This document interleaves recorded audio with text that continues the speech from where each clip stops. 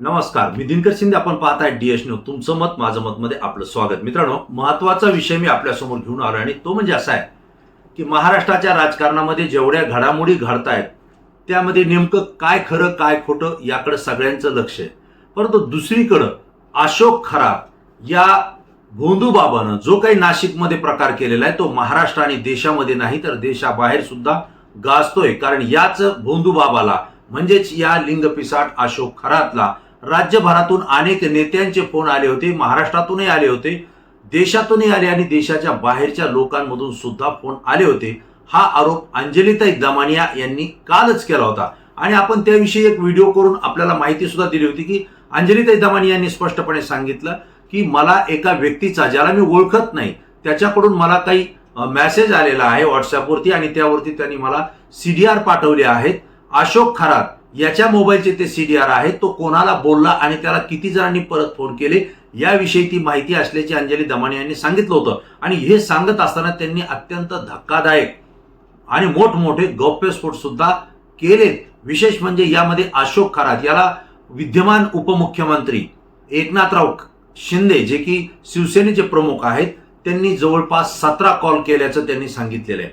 अशोक खरात आणि एकनाथ शिंदे यांच्यामध्ये 17 कॉल झालेले आहेत. त्यापैकी 10 कॉल हे इनकमिंग आणि 7 कॉल हे आउटगोईंग आहेत, असं त्यांनी थेट आरोप केला होता. आणि यासोबतच रुपाली चाकणकर यांचे 177 कॉल, इतर लोकांचे सुद्धा कॉल असल्याचे त्यांनी नावं सांगितले होते. त्यामध्ये मी कालच्या व्हिडिओमध्ये सुद्धा आपल्याला सांगितलं होतं की सुनील तटकरे असतील किंवा चंद्रकांत पाटील असतील यांचे 8 कॉल झाले होते. आशिष शेलारांचा 1 कॉल झाला होता.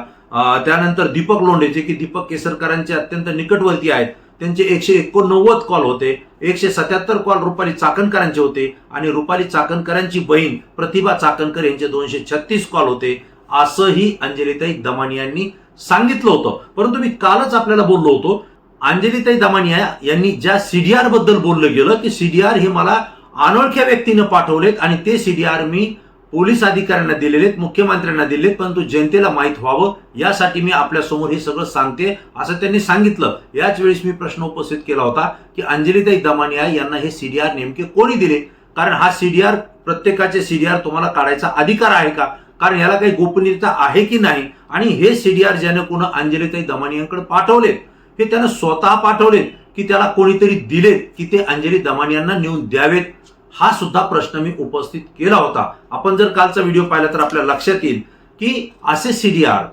कोणीतरी अनोळखी व्यक्ती देतो आणि अंजलीताई दमानिया माध्यमांच्या समोर त्या सांगतायत. यामध्ये खळबळ झाली नाही तर हे अशक्य आहे, कारण महाराष्ट्रामध्ये जी नावं त्यांनी घेतलेली आहेत आणि अशोक खरात याचं नाव ज्या बिभत्स प्रकारामुळे चर्चेत आलेलं आहे, त्याच्यासोबत कॉलिंग झालंय, त्याच्यासोबत फोन झाले, ही माहिती अंजलीताई दमानिया ज्या की सामाजिक कार्यकर्त्या आहेत, कायद्याचं ज्ञान त्यांना आहे, त्या ज्यावेळेस माध्यमावर देवतात त्यावेळेस खळबळ होणं साहजिक आहे. आणि यालाच आता आक्षेप घेण्याची भूमिका ही आता महाराष्ट्रभरातून आपल्याला पाहायला मिळते, जे की प्रकाश महाजन, एकनाथ शिंदे यांच्या शिवसेनेचे नेते आहेत.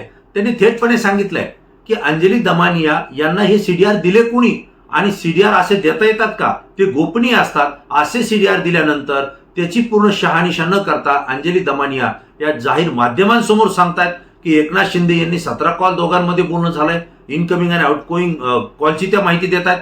यामुळं एकनाथराव शिंदे यांच्या जीविताला धोका निर्माण झालाय, त्यांच्या सुरक्षितेला प्रश्न निर्माण झालेला आहे.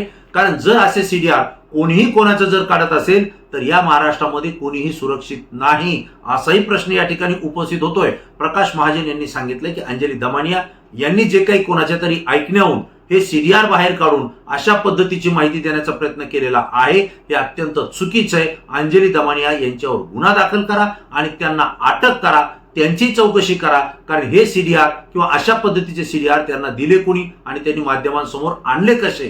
कारण सीडीआर काढणं एवढं सोपी गोष्ट नाहीये आणि काढल्यानंतर त्याची गोपनीयता भंग करणं, ते इतरांना सांगणं, हे सुद्धा इतकं सोपं नाहीये. आणि त्यामुळे प्रकाश महाजन यांनी अंजली दमानिया यांना अटक करण्याची मागणी केली आहे. त्यापुढे जाऊन एक महिला पदाधिकाऱ्यांसाठी किंवा महिलांच्या चळवळीसाठी काम करणारे ज्येष्ठ पत्रकार आहेत जयश्री खांडेलकर. जयश्री खांडेलकर यांनी महिला चळवळीसाठी खूप मोठं योगदान दिले, कार्य केले, लिखाणही केले. परंतु त्यांनी अंजली दमानियांचा जो व्हिडिओ आहे, जो चंदीगडहून त्यांनी पाठवला होता, तो व्हिडिओ पाहिल्यानंतर संतप्त प्रतिक्रिया दिलेली आहे आणि त्यांनी असं सांगितलंय की कोणीतरी अनोळखी व्यक्ती हा सीडीआर काय पाठवतो, अंजलीताई दमानिया कुठली खातरजमा न करता अशा पद्धतीनं माध्यमांवर अशोक खरात याच्यासोबत याचे इतके कॉल झाले, तितके सेकंद झाले, असं जे काही सांगतायत हे ऐकीव माहितीवर खात्री न करता, खातरजमा न करता अशी माहिती सांगणं म्हणजे एखाद्या समोरच्या व्यक्तीला बदनाम केल्याचा प्रकार आहे आणि असं अंजलीताई दमानिया यांनी केलंय. हे अत्यंत चुकीचं आहे. त्यामुळं चंदीगडहून आल्याबरोबर त्यांना पोलिसांनी ताब्यात घ्यावं, अटक करावी आणि त्यांची चौकशी करावी अशी थेट मागणी जयश्री खांडेलकर या ज्येष्ठ पत्रकारांनी या ठिकाणी केलेली आहे. म्हणजेच जो काही अंजली दमानिया यांनी सीडीआर माध्यमांच्या समोर आणलाय त्याला त्यांनी आक्षेप घेतलेला आहे. तिसरा मुद्दा याच्यामध्ये आहे ऍडव्होकेट मंगेश ससाणे. हेही बहुजन चळवळीसाठी काम करणारे ऍडव्होकेट आहेत.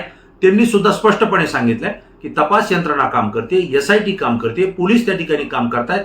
अशा वेळी अंजली दमानियांकडे कोणीतरी सीडीआर कसा पाठवतो आणि अंजली दमानिया त्या माध्यमांसमोर या पद्धतीनं कसं दाखवू शकतात. याचा अर्थ असा आहे की SIT असेल किंवा पोलीस अधिकारी असेल, कोणीतरी हा अंजली दमानियांना गुप्त माहिती पाठवतोय का आणि त्यांच्या गुप्त बैठका होऊन कोणाचा तरी कार्यक्रम करण्याचा प्रयत्न होतोय का, किंवा या मागे कोणीतरी षडयंत्र करतोय का, कोणाचा हात त्याच्या पाठीमागे आहे का, असा सुद्धा गंभीर प्रश्न ऍडव्होकेट मंगेश ससाणे यांनी उपस्थित केलेला आहे. मित्रांनो, एकंदरीत प्रकाश महाजन असतील किंवा जयश्री खांडेलकर असतील, ऍडव्होकेट मंगेश ससाणे असतील आणि यासोबत मंत्री असलेले उदय सामंत यांनी सुद्धा अंजली दमानिया यांच्या या सीडीआर प्रकरणाविषयी आक्षेप नोंदवलेला आहे. या सगळ्या प्रकरणावर अंजली दमानिया या नक्कीच अडचणीत आलेल्या आहेत आणि त्यांना अटक होऊ शकते का? कारण हे तिन्ही नेते असतील, पदाधिकारी असतील, सामाजिक कार्यकर्ते असतील, हे अंजली दमानिया यांच्यावर गुन्हा दाखल करून अटक करण्याची मागणी करतायत. अंजली दमानिया यांना अटक होऊ शकते का? हा गंभीर प्रश्न या ठिकाणी. आणि जर ही माहिती ऐकीव माहितीवर असेल किंवा माहिती देणारा जर चुकीची माहिती दिली असेल आणि ती जर अंजली दमानिया यांनी माध्यमांच्या समोर या प्रतिष्ठित पदावर किंवा संविधानिक पदावर असलेल्या व्यक्तींची नावं घेऊन अशा पद्धतीनं जाहीरपणे सांगणं हे सुद्धा योग्य आहे का, हा एक वेगळा प्रश्न आहे. परंतु अंजली दमानिया यांनी पुन्हा माध्यमांशी संवाद साधला आणि या लोकांनी घेतलेल्या आक्षेपावर बोलताना त्यांनी स्पष्टपणे सांगितलंय, अंजलीताई दमानिया या गेल्या अनेक वर्षापासून सामाजिक क्षेत्रात आहेत, त्या कायद्याचं ज्ञान ठेवतायत. अनेक मंत्री असतील, आमदार असतील, भ्रष्टाचाराचे प्रकरण असतील, हे त्यांनी चव्हाट्यावर आणलेले आहेत. महिलांच्या अत्याचाराचे विषय असतील, ते सुद्धा प्रकरण त्यांनी चव्हाट्यावर आणलेत. आपल्याला माहिती, अनेक प्रकरणामध्ये त्यांनी भाग घेतलेला आहे आणि शेवट न्याय मिळेपर्यंत त्यांनी लढा दिलेला आहे. त्याच अंजलीताई दमानिया आता पुन्हा माध्यमांसमोर आल्या आणि त्यांनी स्पष्टपणे सांगितलं की माझ्याकडे मी कुठलंही प्रकरण ज्यावेळेस हाताशी घेते त्यावेळेस महाराष्ट्रातून अनेक व्यक्ती जे माझ्या परिचित असतात, अपरिचित असतात, परंतु ती माहिती माझ्यापर्यंत पोहोचवत असतात, पाठवत असतात. त्या माहितीची पूर्ण खातरजमा मी करत असते, मी खात्री करत असते. खात्री केल्यानंतरच मी बोलते, असंही त्यांनी सांगितलं. माझी जरी माहिती देणाऱ्याविषयी ओळख नसली तरी त्यांनी दिलेली जी माहिती आहे ती AIच्या माध्यमातून मी तपासून घेतलेली आहे.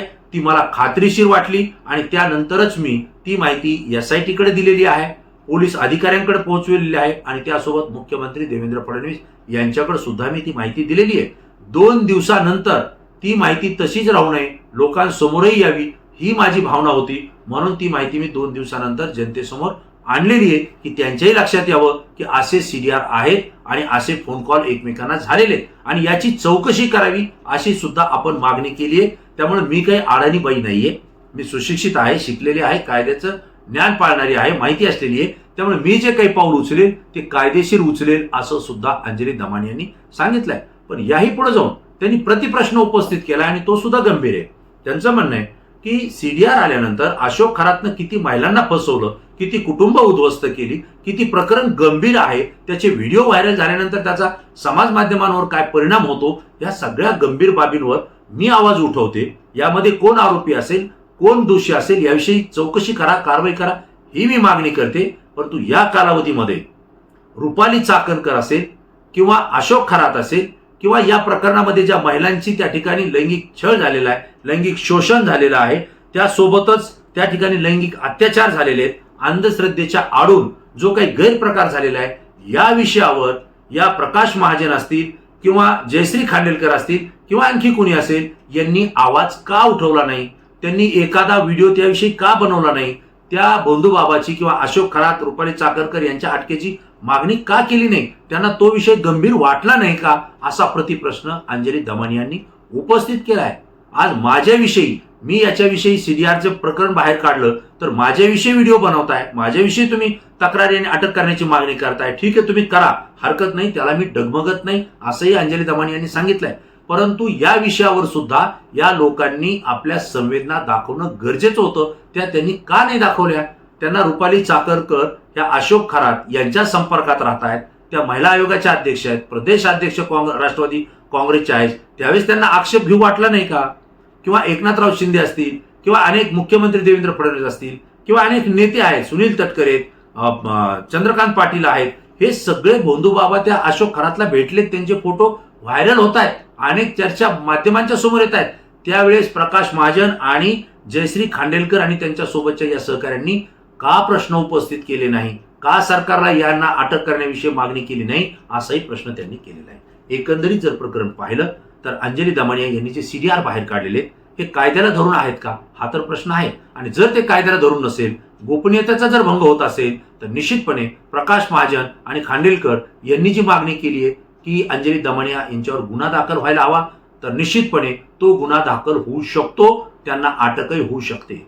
परंतु जर त्यांच्याकडे ती माहिती खात्रीशीर असेल आणि त्या पद्धतीने जर त्यांनी पोलीस प्रशासन, मुख्यमंत्री, गृहमंत्री यांना पोहोचवली असेल आणि त्यानंतर जर त्या बोलल्या असतील, कायद्यानं बोलल्या असतील, तर त्यांच्यावर कारवाई होणार नाही.